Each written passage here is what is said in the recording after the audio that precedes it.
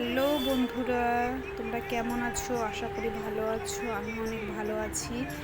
দেখতে পাচ্ছ এখানে মাটন আর সব কিছু কেটে নিয়েছি, মাটন কষা বানাবো। আর এখানে তেল গরম হতে দিয়েছিলাম। দেখো আলু ভেজে নিব লাল লাল করে। তারপরে দেখো লাল লাল হয়ে গেছে, নামিয়ে নিয়েছি।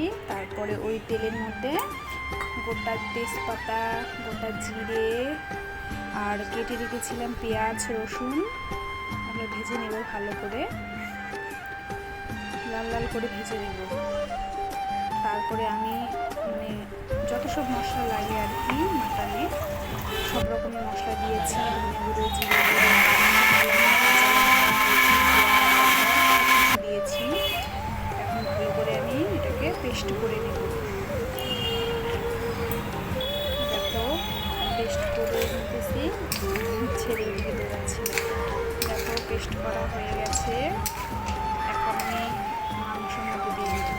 দেখো মাংসটা দিয়ে দিয়েছি, এখানে গোটা পেঁয়াজ, রসুন আর সব কিছু মশলাটা দিয়ে দিলাম। এটাকে ভালো করে নাড়িয়ে ঢেকে অনেকক্ষণ কষিয়ে নেব।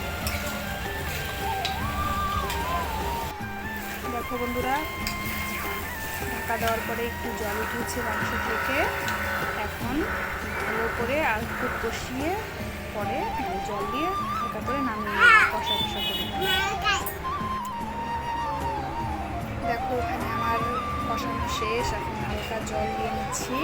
জল দেওয়ার পরে একটু পরে 10-15 মিনিট পরে একটু জলটা এসে নামিয়ে নেব।